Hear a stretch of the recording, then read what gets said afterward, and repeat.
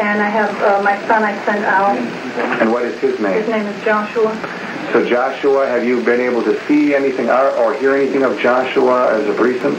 Well, when we first sent him out, he was able to call up that night just to tell me he had arrived. And then today I saw a videotape of him. And I've got to tell you, I was not impressed.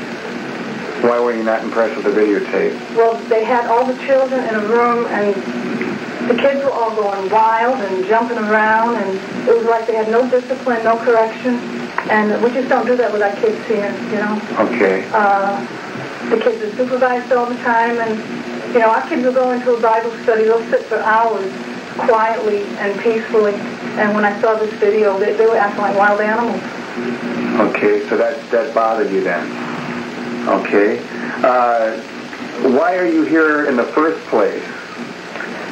Well, 8 years ago, David came to my home in Massachusetts, and he was presenting Bible studies to my family.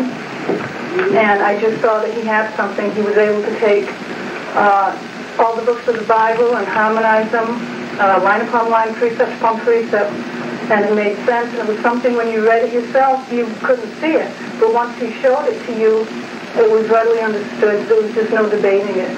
Okay. Do you have a desire to leave here? No. I have no desire to leave. And nobody is holding a gun at my head to make me say that. None whatsoever. Okay, so no one's holding you back, keeping here, threatening you, or anything else?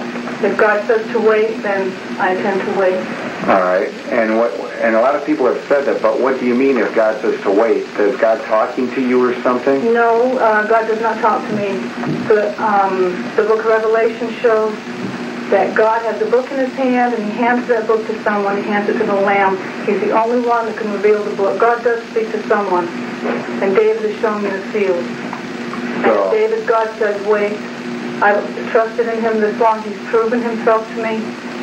I'm going to wait. Okay, I see.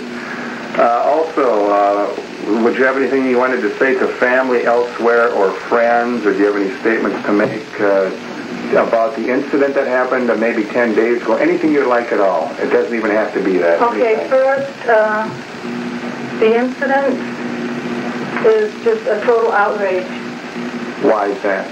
I don't know how the American people can stand by and watch such a thing take place.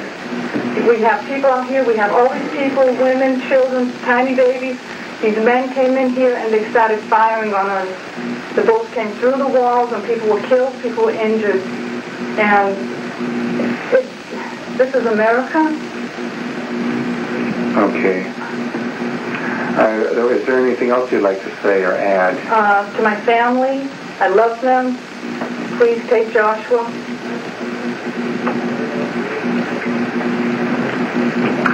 Okay. Thank you.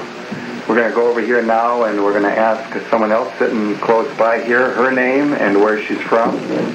My name is Kathy Schroeder. I'm originally from Florida. Okay, you're from Florida. Kathy, what brings you here in the first place? A few years ago, I met yourself, Steve Schneider, and my husband and I, we were in Miami, Florida, and we found revealing truths in the Bible that we just could not refute at all. There was no way.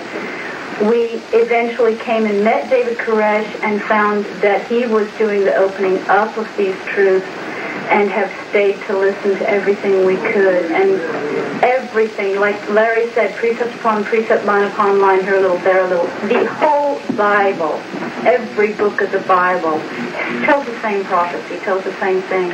And I wouldn't know that were it not for David Koresh. Okay. So, do you have also any children, or where's your family? I have 4 children, 3 by an ex, and 1 from my late husband, Mike Schroeder. They are not here with me right now. The incident that happened Sunday that nerve-wracked everybody, I mean, women and children were in our homes, just totally shocked with barrage of weaponry fired upon our homes. Of course, me and the children all got down, and we all safely made it through that original gunfire, but it scared me too much to allow them to stay here. So my children have been released. They are out. And And I found out today that the 3 that do belong to physiologically my ex's children, he has custody of them now. I found that out today. And what about your youngest? My 4th, he turned 3 Sunday. He's the youngest. Is still in state custody as far as I know.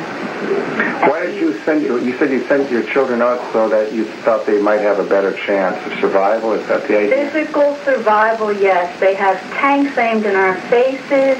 Every day we are worried.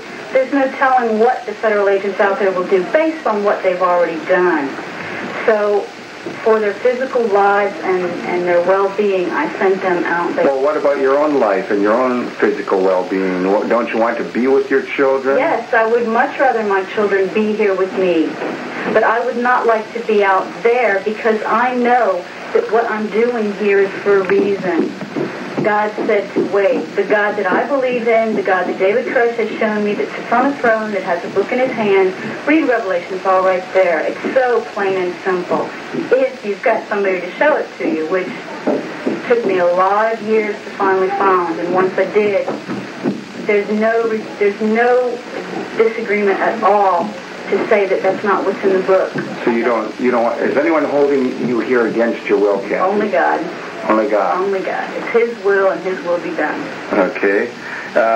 What did you see the videotape of your children today? Yes, I viewed that videotape. I was a little disappointed in a couple of my children jumping on couches and making silly faces and just really going crazy. Had they been in my possession, had I been with them at the time, they would not have acted so radically. Is that to say they're not allowed to have fun, or? No. My children have fun, but they were quite undisciplined, unsupervised at the time that video was taken. And that's not something that you like to see then? No, my children are constantly doing schoolwork when they're with me. They're constantly working and playing, well, when it's supervised. When it's well supervised, they do a lot of playing. They do a lot of exercise, but not jumping on couches and tables like I saw my young daughter doing today. Would you like to see this all resolved, this situation, or maybe back to as it was?